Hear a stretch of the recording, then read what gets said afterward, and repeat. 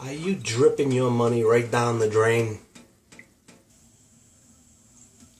Do you crank your faucet so tight and it doesn't shut off? Okay, so here's the video I've been promising you all about. Like I said, we're going to talk about faucets.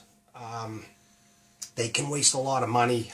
I've said enough. You guys have been paying attention, you know. Wasting money, blah, blah, blah. What we're going to go through today is some basic tools that are required usually when you're working with your faucets or your tub valve, your shower valves, anything. They're all basically the same. They're different styles, different name brands. You'll notice that. But for the most part, a faucet is a faucet is a faucet. Like a bike has two wheels, a faucet has the same parts all around no matter who you're dealing with. So coming down here, let me just show you a couple basic scenarios here. What I have here is, this is just for your ability to be able to really see what's happening.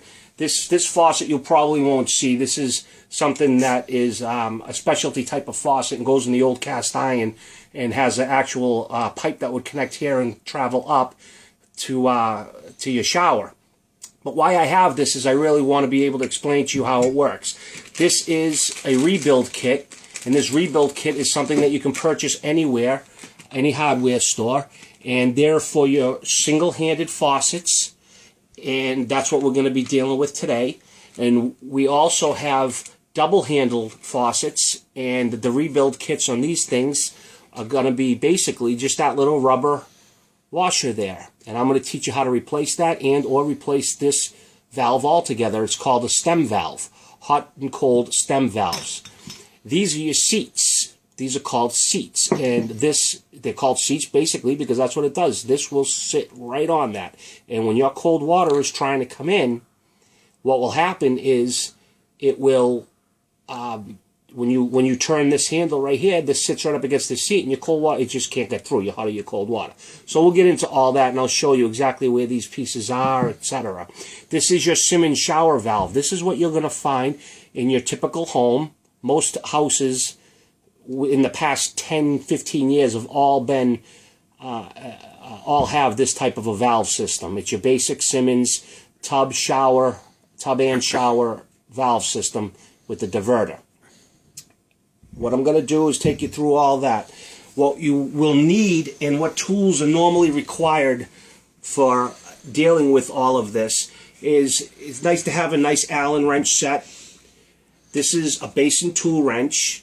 This is actually for removal of your under-the-counter faucets. This is very important for those hard to get, where you can't get to it with a wrench. This piece right here will actually go right up and underneath your sink. It bends righty, lefty, and you wrap it around your nut, and you'll be able to twist it without putting your arm all the way up there and trying to get a big wrench like this up in there to grab the nut. There's just not enough space under the sink. So that's your basin wrench. Basic hand held, and then you got your adjustable wrench. You have a nice screwdriver. These right here are tools that are needed when you need to take out your seats.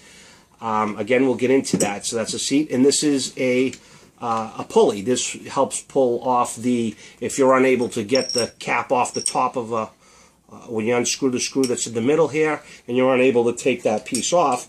Well, this sits right in the middle, and you make an adjustment, and you turn this piece, and it'll pull that right off for you. So these are some basic plumbing tools, or basic tools in general, with a few plumbing tools that you might not have seen before. So let's get back over to right here where we have your faucet. Let me teach you a little bit about what's going on here. Right at the bottom, this is where your hot and cold connections would be made up. They would come from under your sink or from behind your wall, wherever. And in every scenario, you're going to have a hot and cold, obviously, coming in. Unless it's your hot water tank, which that's only going to have cold water pumping into it and hot water coming out. So you have your hot, you have your cold coming in. Always remember, hot is always the left side, cold is always the right side. If you turn on your faucet and you turn on the right side to turn on your hot, someone didn't plumb you in properly. So you got cold coming in. So this is pretty basic. So now your water stops right here, and it's not able to come out through the faucet here. and until you open this valve. Now, when you're opening this valve, essentially what you're doing is by turning the valve, and this one's pretty tight. I can't really turn these here, but I'll show you right inside. When you turn this on, this piece right here lifts off the seat that it's on, lifts off, and it allows the water to pass through, the cold or the hot. And then when you crank this handle back down, that comes back in and sits in the seat and closes it. It's very simple. That's how you get your hot and your cold through here. And then just like on any other faucet, there are diverters. A diverter is exactly what it sounds like. It diverts the water.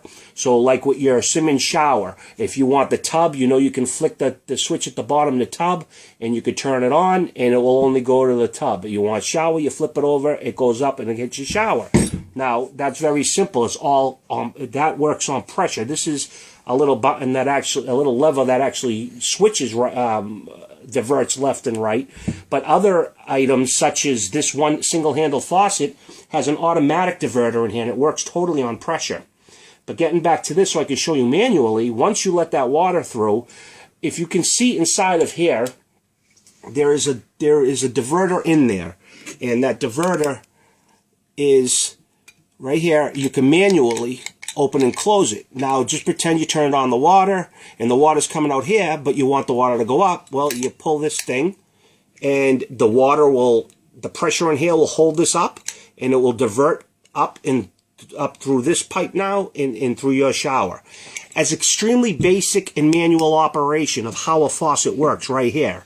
They all do the same darn thing. Over here, single faucet, you got hot and cold that come up from the bottom. Same thing, the hot and cold meet right here, but in this case, it's a different type of an assembly. You have a ball, delta ball assembly inside of here, and it's going to function as if you're using two separate manual controllers here. And you'll see that the parts are quite different. They're not like this. So I'm going to go ahead and I'm going to open this valve up for you, and I'm going to show you real quick what we're talking about and what usually replaced.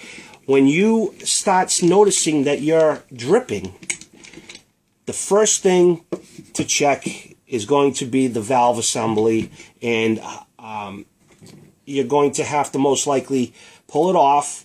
Oh, very important, turn off your water whenever you're dealing with anything in plumbing. Make sure you have your water off. There are many ways to do that as well. I'm not going to get deep into it, but you have shutoffs under your sink that sometimes are very old and corroded, and the minute you try to touch them and you turn something on or off, you're going to open up a can of worms most likely, and it's going to start dripping on you because it hasn't been repacked or anything in years, and it's probably just been sitting and corroding away. But anyways, if you can shut them off from there manually, that's the best thing to do. And then what you need to do is open up all your valves, especially on lower floors. So if you turn off water to a particular place, let's say beneath here I turn off the hot and cold, well, you're still going to have pressure coming to the pipe. So in order to get this to stop dripping water, you need to open up valves below or on the same floor. And that way there, the air will come out, the pressure will come out, and the water will drain. Otherwise, it's trapped in there. It's locked. If you don't open up the other valves, they're trapped in there. There's no place for it to really go. So even though you shut off the water, once you go to take this piece out, you're going to get water coming out of here. Unless you properly opened up the valve, let it all drain out, open up another kitchen sink, your tub, or a basin sink in your basement. Open it all up. Make sure the water drains out of the lines. Once you've done that, I've already cut myself. See that? I told you guys we're going to have fun getting to watch me screw myself. So we got the valve very simply pulls out. Now this is your hot valve. And what I said before now, just like I said about the seat, deep down inside here is where you have your seat. Okay, if you look inside of there, you'll have basically this right here. You'll see this piece down deep inside there. There's your seat. So when I refer to something as your seat, that's what we're talking about. Now that's the piece that you would require a specific tool. This is a seat removing tool. Now, the only reason